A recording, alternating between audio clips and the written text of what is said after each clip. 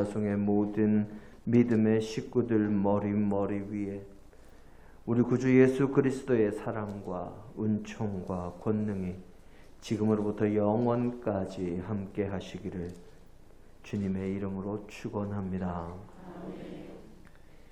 제가 벌써 한 30년쯤 돼가네요. 30년이 조금 못 됐습니다만은 제가 군에서 제대하고 막 학교에 복학했을 때 그때 학교에 남아있던 대학 동기 중에 한 명이 제게 이런 이야기를 합니다.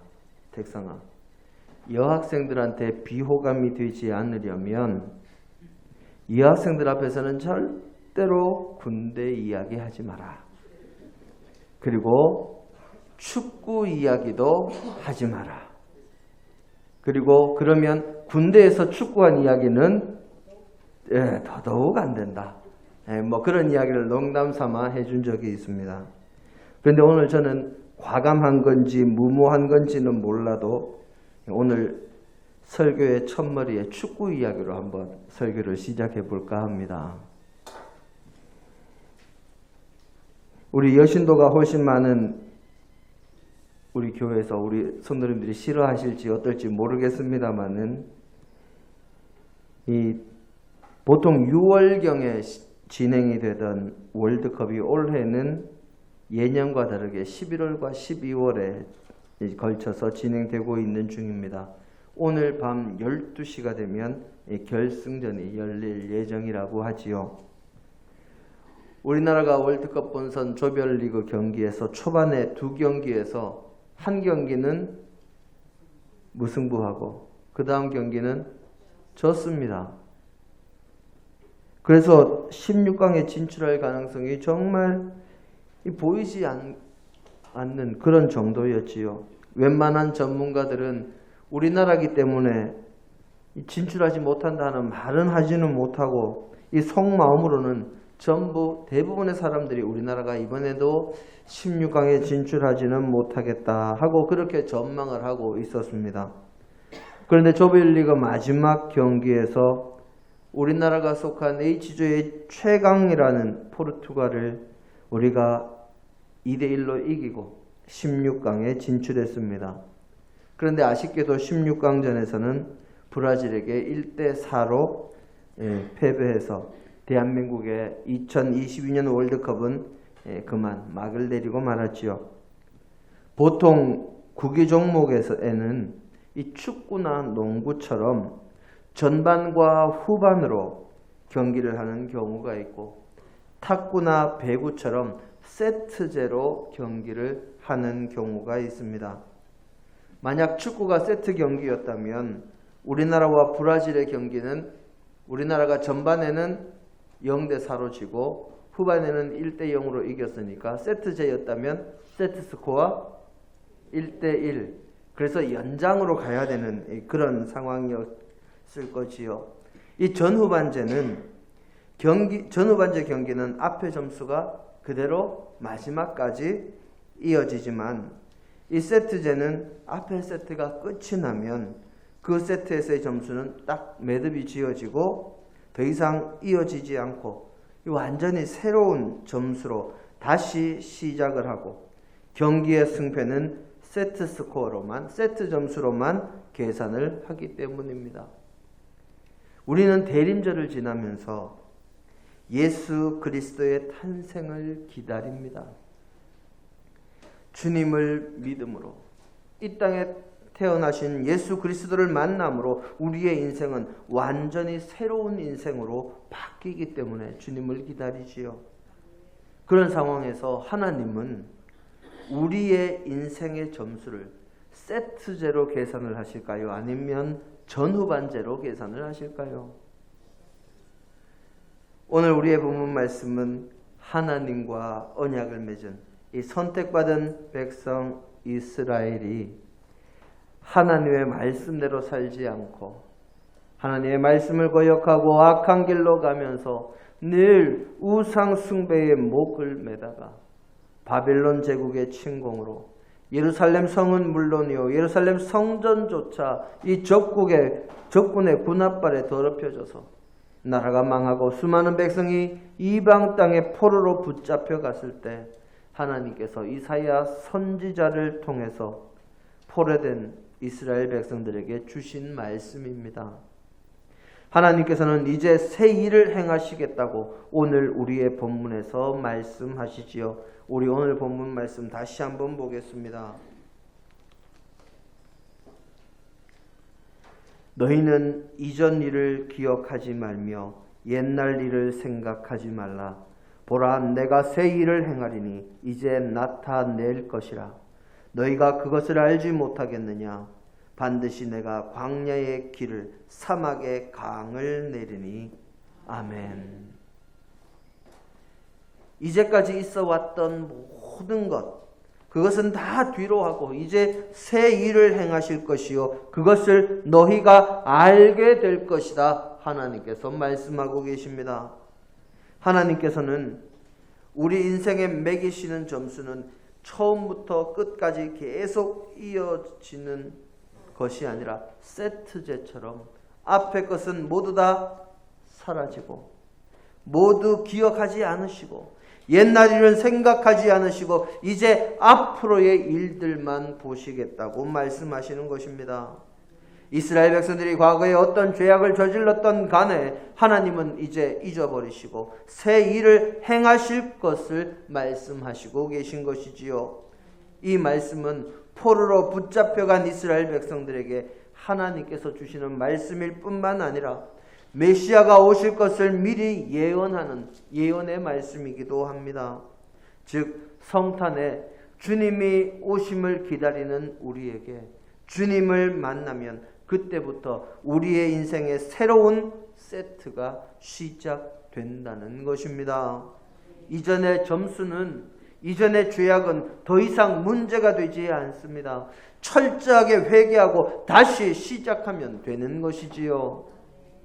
그러면 새로운 세트를 시작할 때 주님을 만나고 새로운 삶을 살게 된 우리는 이제 어떻게 살아야 될까요? 성경은 창세기부터 요한계시록까지 이 성경 전체를 관통하는 메시지로 우리에게 가르쳐 주는 것이 몇 가지 있습니다. 그중 첫째는 하나님께서 전능하신 창조주시다 하는 것입니다. 그리고 두 번째는 예수 그리스도께서 우리의 구원자, 우리의 구속자, 우리의 메시아가 되신다 하는 것이요. 마지막 세 번째는 우리는 하나님의 형상으로 지음받은 백성이요. 그래서 하나님을 사랑하고 이웃을 사랑하며 살아가야 한다 하는 것입니다.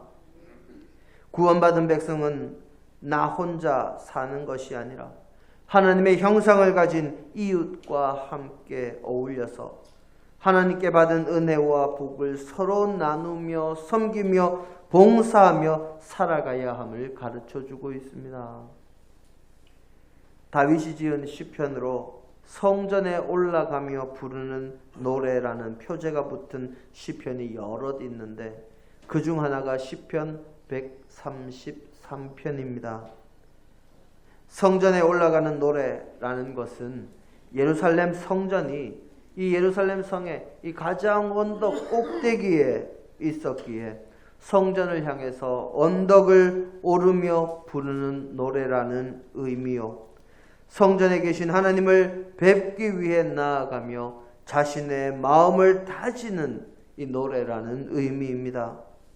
다른 시편이나 시편의 내용들도 다 그러하겠지만 성전에 올라가며 부르는 노래는 하나님의 뜻을 생각하며 그에 합당한 내용으로만 지어질 수밖에 없습니다. 하나님의 은혜를 사모하며 하나님께 감사하며 하나님 앞에 나아가면서 부르는 노래를 하나님의 뜻과 다르게 부를 수는 없는 노릇이기 때문이지요. 이 시편 133편의 첫 구절이 무엇일까요? 시편 133편 1절은 이렇게 노래하는 것으로 시작합니다. 보라, 형제가 연합하여 동거함이 어찌 그리 선하고 아름다운고. 이것이 우리가 가진 개역개정 성경의 내용이고요. 새번역 성경에서는 이렇게 번역을 합니다.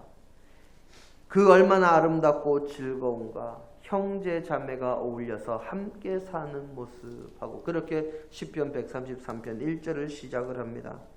형제와 자매가 그리고 이웃과 이웃이 서로 함께 어울려서 살아가는 모습이 선하고 아름답고 즐겁다고 시편 기자는 노래하고 있으며 이것을 하나님의 뜻으로 여겨서 하나님 앞에 나아가는 성전에 올라가는 노래로 삼았습니다. 그런 모습이 아름답고 복이 있어서 시편 133편 마지막 절 3절은 계속해서 이렇게 노래합니다. 보배로운 기름이 수염에 흐르는 것과 같고 높은 산인 헐몬산의 이슬이 낮은 산인 예루살렘 주변의 산들에게 내림과 같도다 표현을 합니다. 여기서 기름과 이슬은 하나님의 은혜, 하나님께서 주시는 복을 의미하는 단어들이기에 하나님의 은혜와 복이 가득한 모습을 비유적으로 표현한 구절이지요. 형제가 연합하여 함께 거하는 모습이 하나님께서 기뻐하시고 하나님께서 은혜를 내리실 모습이요 복을 주실 모습이라는 이 표현입니다. 그래서 이어서 형제가 연합하여 사는 그 모습의 3절입니다. 하나님께서 복을 주시는데 그 복이 바로 영원한 생명, 영생의 복을 허락하셨다고 성경은 기록합니다. 성탄하신 주님을 만난 믿음의 백성이 어떤 모습으로 살아야 할지를 분명하게 우리에게 가르쳐 주시는 말씀인 것이지요. 죄악이 가득한 세상에서 세상의 모든 사람들의 마음이 죄악으로 인해 이기적이기 때문에 모두가 자신만을 위해서 살아가지만 우리 믿음의 사람들, 죄인된 우리를 죽게 버려둘 수 없어서 우리에게 목숨을 주시는 그 큰 사랑으로 2000년 전 성탄절에 이 땅에 오시고 우리가 걸어가야 할 길을 우리에게 가르쳐 주신 그 주님을 만나고 변화된 우리는 예수님께서 그러했던 것처럼 나만을 위해서 사는 이기적인 생각과 이기적인 삶의 태도를 버리고 이웃을 배려하며 이웃을 사랑하며 함께 어울려 살아가는 연합하여 동거하는 삶의 모습을 가져야 하고 그런 삶의 모습이 믿음을 실천하는 것이요 그것이 영생을 소유할 사람들의 모습이다. 시편 133편은 노래하는 것입니다. 사람은 혼자 살게 만들어지지 않았습니다. 그래서 하나님께서 하나님의 형상을 지닌 태초의 인간도 독처하는 것이 좋지 않아 하나님께서 돕는 배필을 만들어 주셨던 것이지요. 사람은 혼자 살지 않고 이웃과 함께 살아가는 존재입니다. 그래서 하나님께서는 말씀을 통하여 함께 살아가야 하는 우리에게 이웃을 서로 사랑하며 살라고 가르치셨습니다. 이 말씀을 우리가 우리의 신앙생활에서 우리의 세상살이에서 실천하며 살아갈 때 우리가 온전한 하나님의 백성이 되는 것이요 예수님을 만나고 새로운 인생을 살아가는 믿음의 사람들이 살아가야 하는 길이 바로 서로 사랑의 길입니다. 예수님께서 그러하셨던 것처럼 말이지요.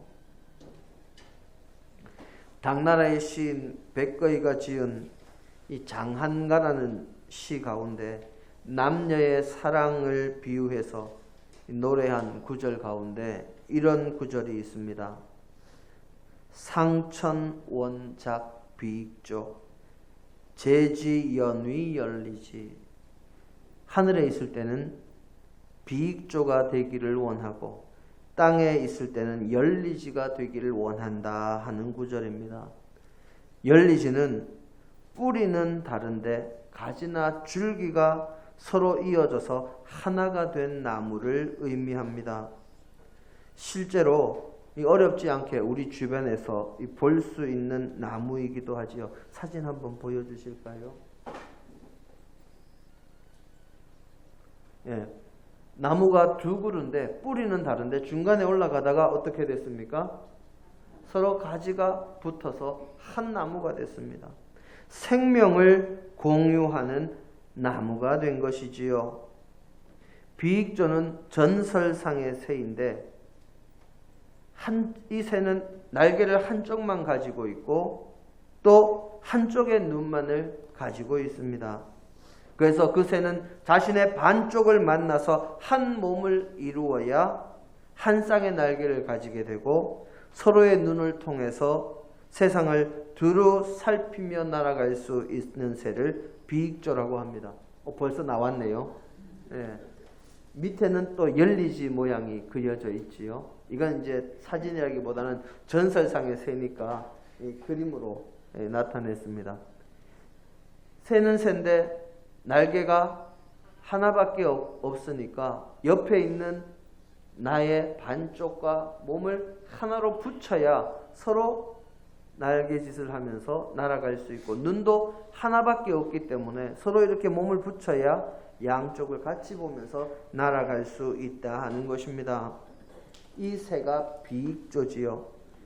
이 비익조는 혼자서는 날지도 못하고 눈이 하나니까 제대로 보지도 못하지만 자신의 반쪽을 만나면 둘이 하나가 되어서 높이 날 수도 있고 넓은 세상을 살피면서 온전하게 살아갈 수 있는 새로서 부부가 한 몸을 이루는 것뿐만 아니라 한 마음을 이루면서 살아야 된다는 것을 비유적으로 보여주는 새입니다. 그런데 이 비익조와 비슷하면서 정반대의 내용을 보여주는 새도 있습니다. 이 새는 인도의 전설에 나오는 새로 새 이름이 공명조라고 합니다. 이 새는 몸은 하나인데 머리가 2개 달린 새라고 합니다. 비익조하고는 같은 듯 하면서 좀 다르지요. 머리가 2개다 보니까 처음에는 서로 자기가 몸의 주인 노릇을 하려고 싸우고 다투었습니다. 그렇게 다투면서 먹지도 마시지도 않고 서로 다투는 데만 열중하니 이러다가 죽겠다 하는 생각이 듭니다.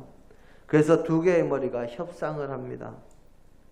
하루를 둘로 나누어서 서로 절반씩 몸을 차지하기로 그렇게 약속한 것이지요. 2개의 머리 중 하나는 낮에 나와서 노래를 하고 다른 하나는 밤에 나와서 노래를 하기로 그렇게 결정을 했습니다. 서로가 맡은 시간이 있으니 그 시간 외에는 몸의 주도권을 주장할 수가 없게 됐습니다. 그런데 가만 보니까 낮에 나와서 노래하는 머리는 그 노래소리가 너무 아름다워서 사람들이 먹을 것을 가져다 주기도 하고 또 낮이라서 잘 보이니까 언제든지 원할 때 날아가서 온갖 것을 먹을 것을 구해서 먹기도 하는데 밤에 나와서 노래하고 몸을 주관하는 머리는 아무리 노래해도 사람들이 먹을 것 갖다 주지 않습니다. 시끄럽다고 하지 않으면 다행이겠지요. 거기에다가 어두우니까 어디 가서 먹을 것을 찾기도 쉽지가 않습니다. 그래서 낮에 몸을 주관하는 머리에게 불만을 품기 시작합니다. 낮에 나오는 머리에게 몸을 주관하는 시간을 좀 바꾸자고 이야기를 해봐도 처음 약속한 대로 하자며 꼼짝도 하지를 않습니다.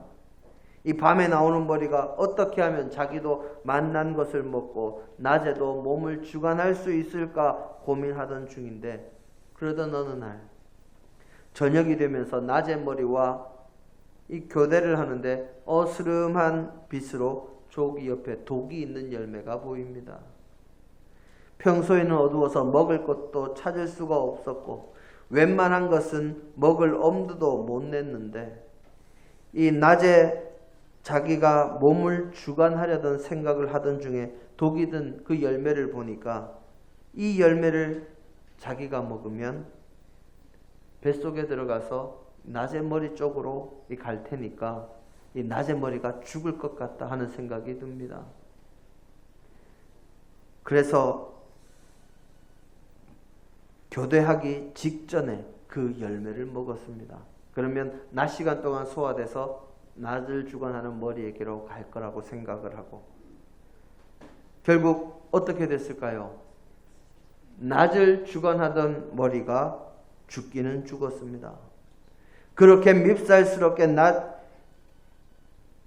시간을 양보하지 않던 그 낮의 머리가 죽어서 이 밤의 머리가 얼마나 기뻤는지 모릅니다. 하지만 공명조는 아까 뭐라고요? 몸은 하나인데 머리가 둘이라고 말씀을 드렸지요.